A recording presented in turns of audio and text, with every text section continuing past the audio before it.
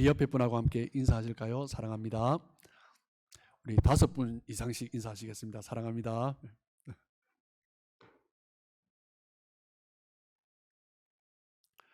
네, 오늘 함께 읽은 본문 14장은 사도 바울과 바나바가 안디옥 교회로부터 파송을 받고 1차 전도 여행 가운데 있는 기록입니다. 지도를 한번 보시면요. 수리아 안디옥 교회에서 파송을 받고 실루기아로 내려가죠. 거기서 이제 한국에서 배를 타고 바나바의 고향이 있는 구브로 섬 살라미에 이르렀습니다. 그 살라미에서 누구를 만나죠? 조카 마가 요한, 바나바의 조카죠. 마가 요한을 만나서 이제 사역에 동행을 하게 됩니다. 그리고 이제 구브로 섬의 수도 바보에 이르러서 그곳에서 총독 서기오 바울을 전도하고요. 그런 다음에 다시 배를 타고 밤빌리아에 있는 버가 지역으로 이제 입성하게 됩니다. 버가 지역에서 조금 이제 마가 요한과 이제 헤어지게 됩니다. 그로 인하여서 바나바와 바울의 어떤 그런 갈등이 있었지만 이제 헤어짐을 통하여서 이제 바나바와 바울이 함께했던 사역을 이어갑니다. 그런 다음에 이제 비시디아 안디옥으로 올라가죠. 그곳에서 복음을 전하고, 그리고 오늘 본문 이제 이고니온에 와서 복음을 전합니다. 14장 1절을 한번 보시면, 이에 이고니온에서 두 사도가 함께 유대인의 회당에 들어가 말하니 유대와 헬라의 허다한 무리가 믿더라. 이곳에서도 사도 바울과 바나바는 회당에서 들어가서 먼저 복음을 전개했습니다. 비시디아 안디옥에서 일어났던 것처럼 이고니온에서도 많은 사람들이, 유대인들과 헬라인들, 이방인들, 허다한 무리들이 예수님을 믿는 회심하는 그런 역사가 일어났습니다. 많은 사람들이 유대인들뿐만 아니라 이방인, 헬라인들이 또 믿는데 유대인들이 믿게 되니까 또 유대인들 가운데 또 시기가 일어나죠. 루스드라 비시디아 안디옥에서 있었던 일처럼 또 이곳에서도 유대인들 가운데 시기하는 사람들이 일어나게 됩니다. 14장 2절을 보시면 순종하지 않는 유대인들, 하나님의 말씀에 순종하지 않는 유대인들이 특별히 이방인들의 마음을 선동하여서 형제들에게, 자신의 형제들에게 악한 마음을 품게 하고, 그로 말미암아 갈등을 일으키고 그 복음의 사역을 방해하게 합니다.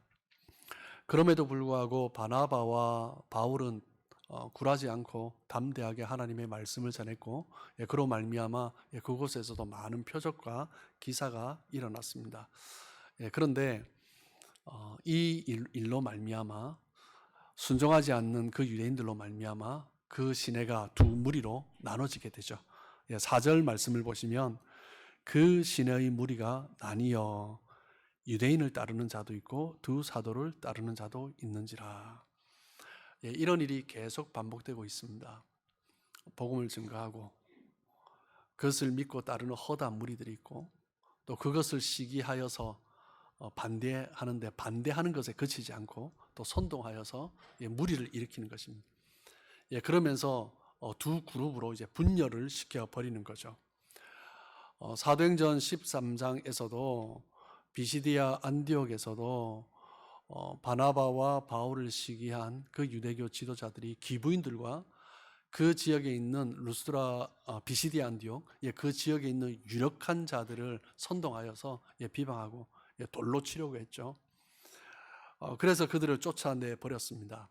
그런데 그 일이 똑같이 이고니온에서도 반복되고 있는 것입니다. 14장 5절을 보시면 이방인과 유대인과 그 관리들이 두 사도를 모욕하며 돌로 치려고 달려드니, 인격적인 모욕을 함께 하는 거죠.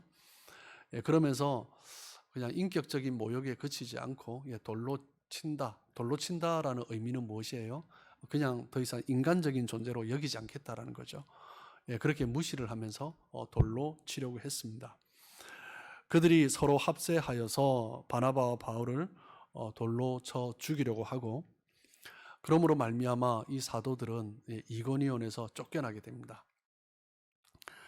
장소와 그 사람들 대상이 바뀌었는데도 똑같은 일이 일어나고 있는 거죠. 비시디아 안디옥에서 일어났던 일이 정말 동일하게 판에 박은 듯이 이 이고니온에서도 일어나고 있습니다. 복음을 거부하고 바나바와 바울을 반대하는 편에 서서 그들을 방해하는 사람, 뿐만 아니라 사람들을 일으켜서 바나바와 바울이 전하는 복음을 따르는 사람들을 대항하고 그들을 쫓아내려고 하는 사람, 복음이 증거되면서 확실하게 구분이 되어지고 있는 것입니다. 바나바와 바울이 전하였던 그 복음의 그 시대, 복음이 전해졌을 때 갈라지는 거죠. 이 시대도 마찬가지입니다. 하나님의 말씀이 증거되면 증거될수록 하나님의 사랑과 아닌 사람이 명확하게 드러납니다. 하나님의 말씀이 명확하게 드러날수록 그것은 더욱더 명확하게 드러나는 거죠. 하나님의 말씀이 희미하게 증거되면 그렇게 명확하게 드러나지 않습니다. 근데 하나님의 복음이 명확하게 증거되면 그 구분이 확실하게 나타납니다. 그러면서 하나님의 말씀을 증거하는 사람들을 향하여서 반대하는 사람들이 더 강하게 말을 하게 되는 거죠. 바나바와 바울이 온갖 박해와 시련 가운데서도 주님의 복음을 증거할 수 있었던 것은 기대감이 있었기 때문입니다. 때로는 돌로 쳐서 죽임을 당하는 그런 일도 앞으로 겪게 되죠. 사람들이 돌을 들고 그렇게 박해를 하는데 그럼에도 불구하고 그들은 또 하나님의 복음을 증거하고 있는 거죠. 무엇 때문에 그렇습니까? 하나님께서 새 일을 이루실 거다라는 기대와 소망이 있기 때문입니다. 그리고 바나바와 바울이 전한 복음을 들었던 그 사람들, 그 복음을 믿었던 사람들, 그 지역에 함께 있던 사람들로부터 따돌림을 당하지만 박해를 오히려 그들도 받게 되지만 그들이 그 복음을 받은 이유가 무엇입니까? 이 복음이 나를 변화시켰다라는 거예요. 나를 변화시킨 이 복음이 앞으로 나의 삶을 어떻게 이끌어 가실지 기대가 일어나는 거죠. 그러니까 어려움과 박해가 있어도 그 복음을 붙드는 것입니다. 그 일이 계속 반복되고 있습니다. 13장에서도 일어났던 일이죠. 13장의 본문을 함께 나눌 때 그 고난 가운데 복음의 빛을 증거했던 그 사도들, 그 두 사도의 초점을 맞추어서 13장 말씀을 증거했는데 오늘 14장의 본문의 말씀은 장소는 다르지만 거의 비슷한 일이 일어나고 있어요. 그런데 오늘 이 본문에서는 그 지역에 있던 사람들, 복음을 따랐던 사람들, 그리고 거부했던 사람들, 왜 그렇게 나누어지게 되는가? 같은 복음을 들었지만 왜 사람들은 분열이 일어나는가? 그것에 대해서 함께 나누었으면 좋겠습니다. 여러분, 무엇 때문에 분열이 일어납니까? 무엇 때문에 나뉘어지게 됩니까? 기대가 다르기 때문입니다. 똑같은 말을 듣지만, 똑같은 일을 경험하지만 사람들이 다른 기대를 하는 거예요. 그러면서 나누어지게 되는 것입니다.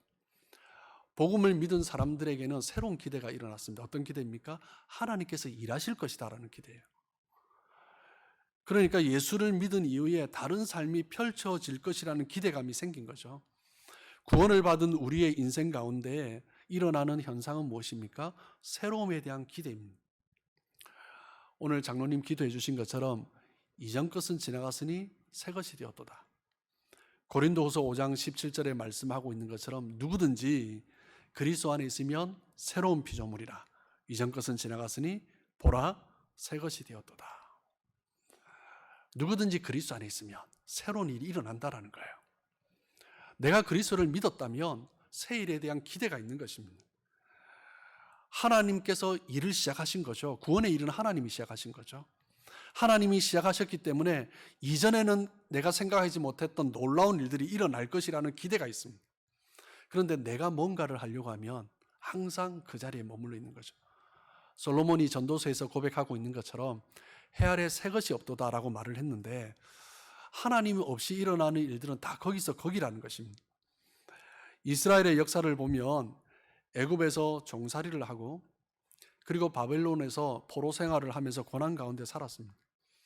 그리고 이스라엘의 역사 가운데 남유다 북이스라엘 그 열왕들의 그 이야기를 보면, 역사를 보면 조상들이 했던 일들을 계속 반복해서 하고 있습니다. 하나님을 떠난 사람들의 모습은 그냥 또 그것이 계속 반복되는 거예요. 사람이 하는 일이 다 그렇습니다. 이 세상 사람들의 모습을 보면요, 조직을 바꾸어도 새로운 뭔가를 해보려고 해도, 사람을 바꾸어도 하나님 없이 하는 일들은 다 거기서 거기입니다. 우리 가운데 새로운 일들이 일어나려면 무엇이 필요합니까? 하나님이 일하셔야 된다는 거예요. 하나님이 일하시면 새 일이 일어나는 거죠. 그래서 믿는 자에게는 어떤 확신이 있습니까? 하나님이 일하신다는 확신이에요. 그러니까 어려움이 있고 힘든 일이 있죠. 방해가 있죠. 그렇게 해도 기대감이 있기 때문에 그것을 놓치지 않고 계속 붙들면서 나가는 것입니다.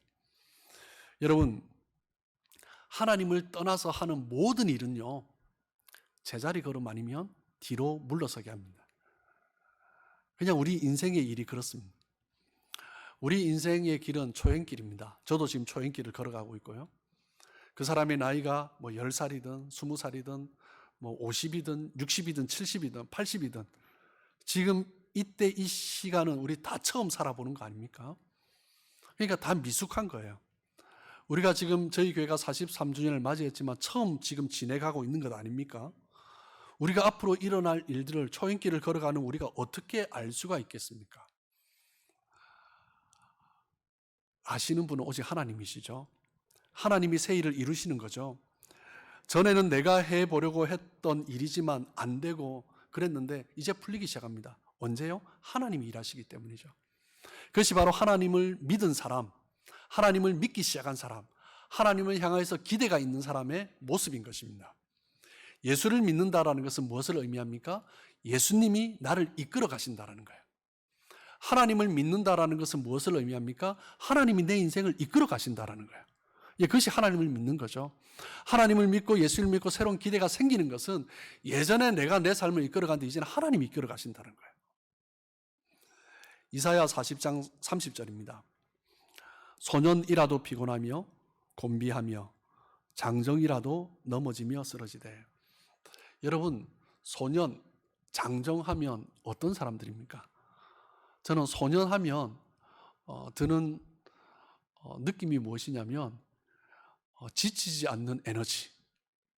그것이 소년 아닙니까? 뛰어도 지치지 않는 에너지. 그것이 소년의 모습입니다. 그런데 소년이 피곤해요. 소년이 곤비해요. 뭔가 이상한 거죠. 장정이 누굽니까? 제일 강한 사람 아닙니까?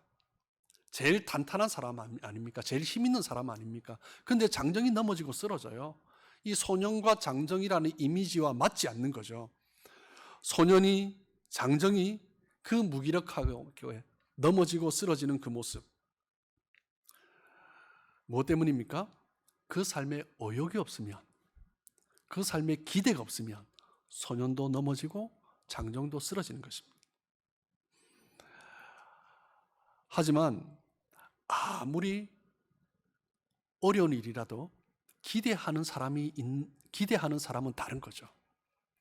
아무리 쉬운 일이라도 기대가 없는 사람은요, 금방 피곤해요. 그런데 아무리 어려운 일이더라도요, 기대가 있는 사람은 일하는 것이 달라지는 거죠. 이사야 40장 31절입니다. 기대가 얼마나 중요한지 말씀해줘요. 우리 같이 한번 읽을까요? 자, 시작.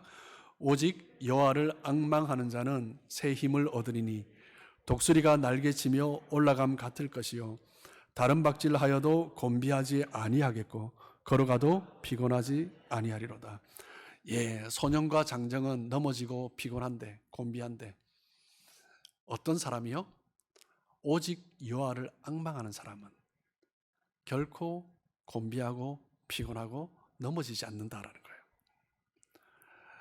여호와를 앙망하는 사람은 어떤 힘을 얻어요? 독수리가 날개침이 올라감 같은. 독수리가 날개침이 올라간다는 모습은요, 정말 수직으로 상승하며 올라가는 거죠. 날씨에 영향을 받지 않습니다. 그 힘이 있는 거죠. 그 날개짓, 강한 힘으로 올라가는 것입니다. 하나님이 주시는 힘을 받을 때 그렇게 달려가며 날아갈 수 있는 것입니다. 하나님을 앙망하는 자, 그 사람이 바로 그런 삶이다라는 거죠. 영어에 열정이라는 단어 가운데 enthusiasm이라는 단어가 있습니다. 열정이죠. 근데 이 enthusiasm은요, 헬라어 엔테우시모스에서 나온 단어입니다. 그런데 엔테우시모스가 무슨 뜻이냐면, N은 전치사 in이라는 안이라는 뜻이죠. 띠오시무스는 데우스, 하나님 안에, 하나님께 거하다라는 거예요. 그러니까 엔투지에즘, 엔디에스무스, 이 헬라어에 나온 이 단어의 뜻은 뭐냐면 하나님 안에 거하는 것을 의미하는 거예요. 하나님 안에 거하는 이 헬라어의 단어가 영어로 엔투지에즘이 되면서 뜻이 뭐라고요? 열정이 되는 거예요. 여러분, 열정은 어디에서 나오는 거예요? 하나님께서 나오는 거예요. 우리에게서 나오는 게 아니라요. 우리에게서 나오는 힘은요, 그 열정이 아니에요. 질투 비슷한 거겠죠. 그런데 하나님께서 나오는 그 열정, 독수리가 날개치며 올라간 같은 그 열정이 일어나는 것입니다. 어떤 환경에도, 어떤 방해에도, 어떤 핍박에도 결코 우리를 무너뜨릴 수 없는 그 열정이 일어나는 거예요. 빌립보서 3장 13절 14절입니다. 우리 같이 한번 읽겠습니다. 자, 시작. 형제들아, 나는 아직 내가 잡은 줄로 여기지 아니하고 오직 한 일, 즉 뒤에 있는 것은 잊어버리고 앞에 있는 것을 잡으려고 표대를 향하여 그리스도 예수 안에서 하나님이 위에서 부르신 부름의 상을 위하여 달려가노라. 하나님께 쓰임 받는 사람들의 특징은 뭐예요? 하나님 안에 있는 거예요. 하나님 안에. 하나님 안에서 표대를 바라보며 달려가는 거예요. 부름의 상을 바라보면서 달려가는 거예요.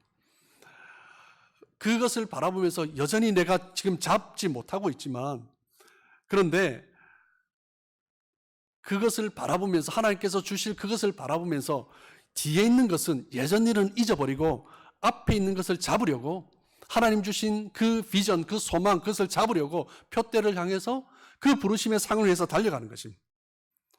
하나님께 쓰임 받았던 사람들의 특징은 무엇입니까? 끊임없이 미래를 바라보며 달려가는 거예요. 그리스도인은 어떤 사람들입니까? 미래지향적인 사람입니다. 과거 이야기를 많이 하는 사람들은 무엇을 반증해 주는 거예요? 현실이 빈약하다는 거예요. 과거 이야기를 계속하는 사람들은 무엇을 보여줍니까? 미래에 대한 기대가 없다는 거예요. 그러니까 과거만 계속 이야기하는 거예요. 한경직 목사님을 곁에서 섬겼던 분들이 공통적으로 하시는 말씀이 있습니다. 한경직 목사님은 과거 이야기를 하지 않으셨대요.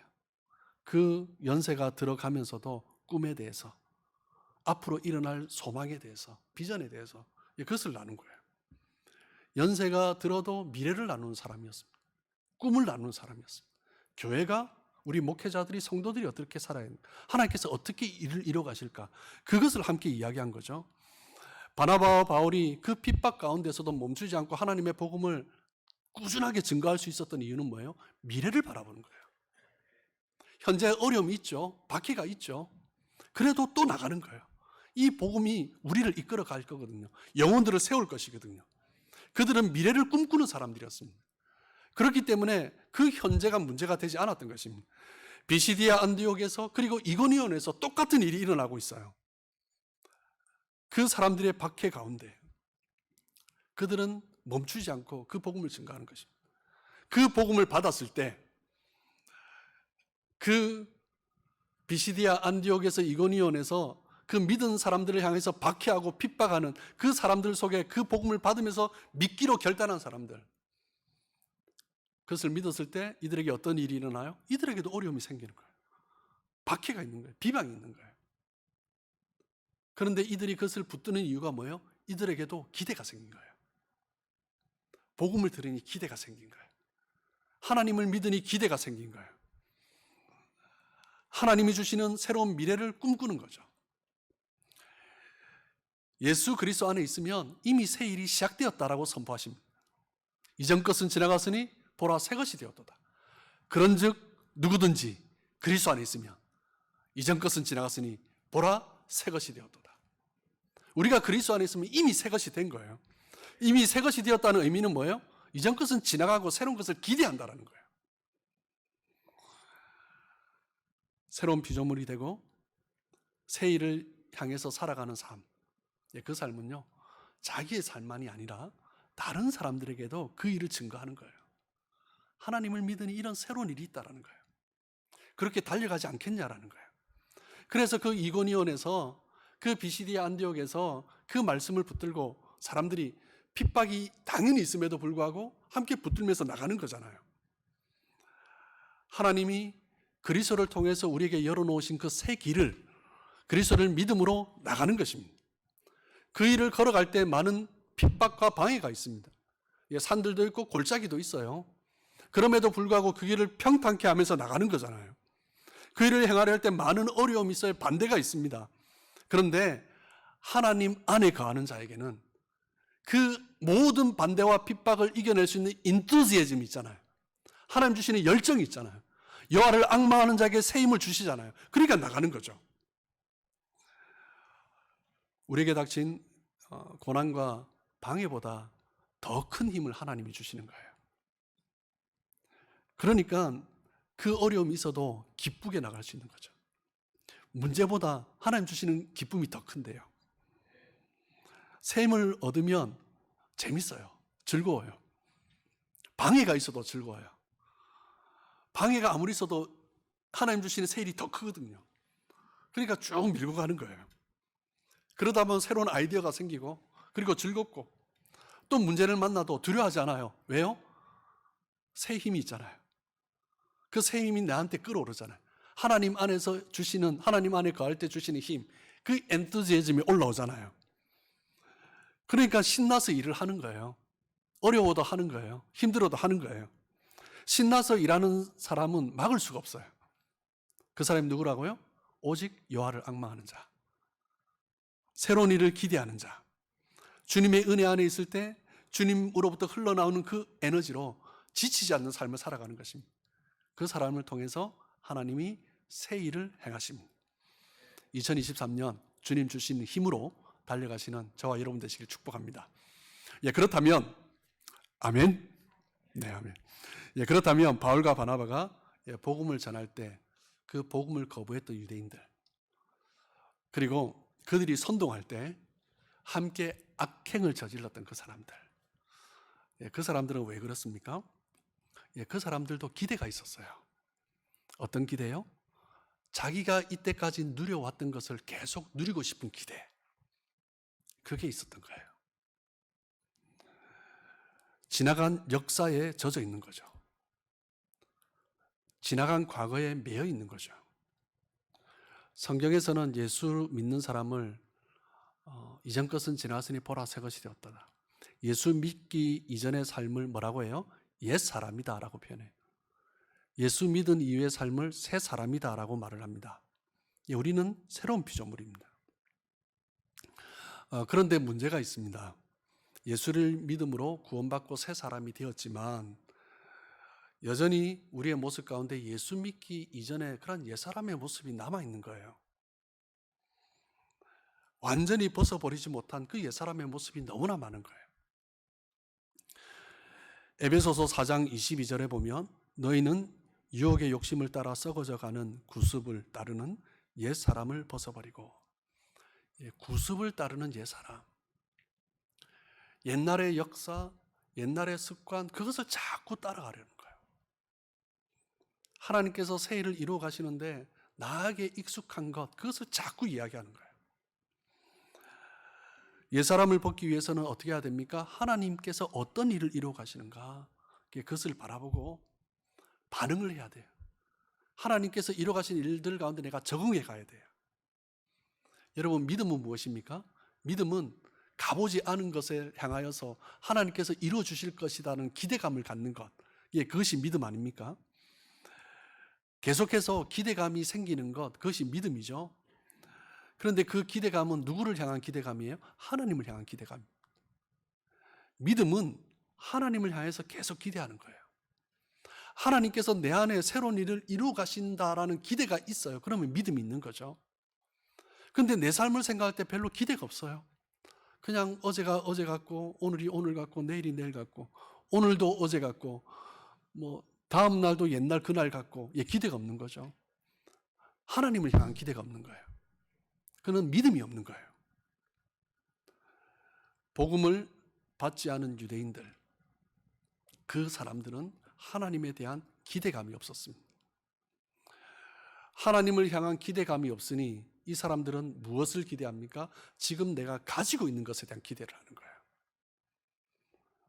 앞으로 하나님께서 이루실 일에 대한 기대감이 있으면 이걸 기꺼이 놓을 수 있죠. 그런데 이 기대가 없으니 이것을 붙들고 있는 거예요. 이것을 놓고 싶지 않은 것입니다. 그런데 그들의 삶의 모습을 들여다보면 그 누리고 있는 것들, 어제도 그랬고 오늘도 그러고 내일도 그냥 그렇게 살아가는 거예요.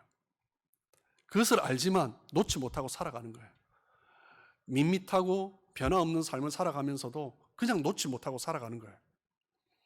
하나님은 독생자 예수 그리스도를 우리에게 보내실 때 아무 변화도 없는 그런 종교를 만들려고 보내신 게 아니죠. 독생자 예수 그리스도를 보냈는데 그 예수 그리스도를 믿는 자가 본질적인 변화도 없이 그냥 어제도 오늘도 내일도 그냥 기대 없이 살아가도록 그런 종교를 만드시려고 자기 독생자 예수 그리스도를 보내신 게 아니에요. 그 하나님은 예수 그리스도 독생자를 보내주시면서 본질적인 변화를 기대하신 거예요. 그게 하나님의 희생이죠. 복음을 받지 않고 방해했던 그 사람들은 그 변화에 대한 기대감이 없었던 것입니다. 그냥 지루한 삶을 살고 있는 거예요. 그것이 안전하다라고 생각한 거예요. 세상에서 제일 힘든 일이 무엇입니까? 그냥 제자리 걸음하는 거예요. 계속 제자리 걸음하는 거예요. 그거만큼 힘든 일이 없죠. 알베르트 까미의 에세이 시즈프의 신화에 보면 매일매일 반복해서 무거운 바위를 그 높은 곳으로 밀어 올려야 하는 그 형벌을 시지프가 받습니다. 올리면 또 굴러 내려와요. 또 올려요. 또 굴러 내려오고. 바위가 굴러 내려오면 또 올려야 한다는 그 마음, 얼마나 절망적이었을까요? 그러면서 그 일상을 반복하면서 살아가는 거예요. 변화 없이 살아가는 거예요. 변화 없이 살아가는 것이 얼마나 고통스러운 일입니까? 변화만 있다면 어려운 문제도 괜찮습니다. 여러분이 현실의 문제가 어려운 것이 아니라 변화 없이 지루하고 밋밋하게 살아가는 것이 어려운 거죠. 아무리 노력해도 기대할 것이 없으면 전혀 의욕이 생기지 않습니다. 많은 사람들이 기대 없이 살아갑니다. 그냥 지루하고 밋밋하게 의욕 없이 살아가는 거예요. 새로운 일에 대한 기대감으로 살지 않고 그 새로운 일에 대한 기대감이 없으니 가슴이 뛰지 않는 거예요. 열정이 없는 거예요. 열정은 하나님 안에 있을 때 올라오는 것인데 그 열정이 없는 거예요. 하나님 안에 없는 거죠. 애굽에서 400년간 종살이 하던 그 이스라엘 백성들, 하나님이 그들을 애굽에서 이끌어내셨습니다. 그 애굽에서 이끌어내시고 약속의 땅 가나안 땅으로 이끌어가고 계셨어요. 그런데 그들은 다시 애굽으로 돌아가려고 했습니다. 왜요? 현실이 힘들거든요. 그런데 분명히 하나님께서 이끌어내셨다는 걸 알아요. 약속의 땅이 있다는 걸 알아요. 그런데 그 하나님께서 말씀하신 그 약속의 땅에 대한 기대와 소망보다 현실이 어려운 거죠. 현실이 어려우니까 현실이 어려울 때 사람들이 그 현실을 어떻게 판단합니까? 자신의 경험 속에서 판단을 합니다. 그 애굽에서 종살이하고 광야를 헤매던 이 백성들 자신의 경험 가운데 가장 좋을 때를 생각하니까 언제입니까? 애굽에서 종살이하면서 가끔 먹는 고기 먹을 때 그때가 좋은 거예요. 내가 생각하는 가장 좋을 때 종살이하면서 고기 먹을 때 그래서 돌아가자라는 거예요. 하나님이 주신 약속에 대한 그것에 대한 기대가 없으니 그 현실 가운데서 내가 생각한 가장 좋은 것 종으로 돌아가자는 거예요. 이스라엘 백성들이 경험했던 가장 좋은 것, 그것은요 하나님에 향한 기대와 아무 관련이 없는 것입니다. 그렇기 때문에 하나님에 대한 기대가 없기 때문에 하나님의 약속에 대한 기대가 없고 새로운 것에 대한 기대가 없고요. 그러니까 내가 누렸던 것을 지키자라는 거예요. 그것을 붙드는 거예요. 과거는 현재에 비해서 명확하잖아요. 미래에 비하면 더 명확하잖아요. 그러니까 그 명확한 것을 가지고 확신 가운데 원망하고 불평하는 것입니다. 하나님께서는 그들을 바꾸시려고 새 길을 열어놓으셨는데 그 새 길의 길에 들어섰음에도 불구하고 여전히 부정적이고 소극적인 태도로 살아가는 거죠. 하나님은 구원받은 백성들을 위해서 이미 놀라운 길을 열어주셨어요. 그런데 그들 자신이 제한하고 있어요. 그 길을. 어떻게 해요? 자기의 경험으로 제한하고 있는 거예요. 내 경험 속에서 가장 좋았던 거 생각하면서 그렇게 살아가고 있는 거예요. 과거에 매여 있는 사람들의 특징이 뭐예요? 앞으로 나가질 못하는 거예요. 비전의 꿈에 대해서 이야기를 해도 기대가 없는 거예요. 과거를 붙들고 있는 사람들은 새로운 것에 대한 거부 반응이 먼저 일어납니다. 그냥 그렇게 있고 싶다라는 거예요. 사도 바울과 바나바가 전했던 복음, 그들을 믿지 않았던 사람들의 특징이 바로 그것입니다. 그냥 놓지 않고 싶은 거예요. 내가 누리고 있는 가장 좋은 것을 놓지 않고 싶은 거예요. 그러니까 자신들뿐만 아니라 다른 사람들, 더 많은 사람들이 함께 세력을 이루어서 그것을 지키자라는 거예요. 그들로 하여금 악감정을 품도록 선동하면서 그룹을 이룬 거예요. 그러면서 새로운 것을 기대하며 나가는 사람, 그 예전 것을 지키려는 사람, 이렇게 분열이 되는 것입니다. 이고니온은 지금 터키 튀르키예의 도시 코냐라는 도시입니다. 지금도 튀르키예 안에 5대 도시 중에 하나입니다. 큰 도시죠. 그런데 2000년 사도 바울이 복음을 전할 때 이 이고니온은 클라우디코니움이라고도 불렸습니다. 클라우디코니움이라는 뜻은 뭐냐면 클라우디스 황제의 이고니온이라는 뜻입니다. 황제의 도시라는 뜻이죠. 그만큼 정치적으로 군사적으로 중요한 도시였습니다.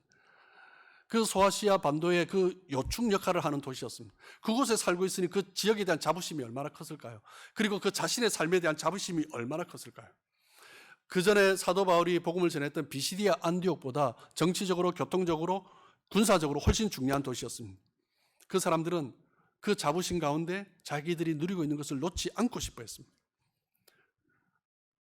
현실에 많은 것을 누리는 사람들이 변화를 두려워합니다. 안 바뀌려고 합니다. 누군가가 자신의 안정을 위협하면 그 사람을 적으로 간주해버립니다. 자신의 인생은 반복적으로 지루한 일생을 살아가면서 그 지루한 반복적으로 이루어지는 그 지루한 일생을 싫어하지만 그렇다고 변화를 원하지도 않습니다. 과거에 매여 있는 사람들은 새로운 것을 향해 나가는 사람들을 방해합니다. 그러면서 공동체 안에 분열을 일으키는 거죠. 사람들은 항상 더 나은 미래를 원합니다. 그런데 더 나은 미래를 위해서는요, 감수해야 될 위험이 있습니다. 감수해야 될 희생이 있습니다. 헌신이 있습니다. 그거는 하기 싫은 거죠. 더 나은 미래를 원하지만 그 내 삶 가운데 내가 변화해야 될 것은 하지 못하는 거예요. 뭐 때문에요? 두려움이 더 크기 때문입니다. 새로운 미래에 대한 기대보다 내 안에 있는 두려움이 더 크기 때문이죠. 그래서 현실에 여전히 갇혀서 꼼짝 못하고 살아가는 것입니다. 나이가 들어가면 우리 인생은 점점 더 현실주의자가 되어버립니다. 현실주의자라는 말은 무엇입니까? 그냥 익숙한 현실을 즐기는 거예요. 보이지 않는 미래는 그냥 생각하고 싶지 않은 거예요. 그냥 현실을 즐기는 거예요. 현실을 누리는 거예요. 더 이상 나가려고 하지 않습니다. 여러분, 믿음의 사람들은 현실주의자가 되면 안 됩니다. 현실을 즐기는 사람은 결코 믿음의 사람이라 할 수 없습니다. 믿음의 사람은 하나님의 약속을 붙들고 나가는 사람입니다. 사도 바울이 고백한 것처럼 표대를 바라보면서 하나님의 그 부르심의 상을 바라보면서 이것은 잠시 지나가는 것이고 그 앞에 설 그날을 바라보면서 살아가는 것이 믿음의 사람입니다. 우리는 이 땅을 살아가면서 계속 싸우는 거예요. 그 변화를 꿈꾸는 그 마음과 변화를 거부하는 마음, 그 안에서 우리가 싸우고 있는 것입니다. 그런데 우리가 선택을 해야 되는 거죠. 나는 변화를 꿈꾸는 쪽으로 선택할 것인가, 변화를 거부하는 쪽으로 선택할 것인가. 우린 누구든지 내부 안에 다 있습니다. 저에게도 있고요. 그런데 나는 무엇을 선택하면서 나갈 것인가, 그것은 이제 내 선택이 되는 거죠. 하나님은 우리를 새로운 길로 이끌어가기를 원하십니다. 이미 길을 열어놓으셨어요. 하나님 그 날마다 우리가 갈 수 있는 새로운 길을 활짝 열어놓으셨어요. 그런데 우리가 제한하고, 그것도 얼마 살아보지 못한, 내가 살아본 뭐 영역이라 해봐야 뭐 이만큼인데 그 안에서 경험한 걸 가지고 그냥 제한하면서 살아가는 거예요. 하나님 보실 때 얼마나 답답하시겠습니까? 우리가 하나님의 복음을 경험하고 그 복음 안에서 새 일을 이루어 가시는 하나님을 기대하며 살아갈 때, 그때 우리를 방해하는 일들이 일어날 것입니다. 하나님께서 우리에게 변화를 꿈꾸게 하실 때, 그 변화를 붙들 때 내가 희생해야 될 것에 대해서 생각나게 할 것입니다. 하나님께서 새로운 일을 이루실 때 그때 내가 포기해야 될 것을 생각나게 할 겁니다. 그럴 때 우리는 어떤 선택을 할 것이냐라는 거예요. 우리는 이 세상을 바라보면서 살아가는 사람이 아니라 여호와를 앙망하면서 살아가는 사람. 여호와를 앙망하면서 살아가는 사람은 그 안에 하나님이 주시는 인투지애즘이 있어요.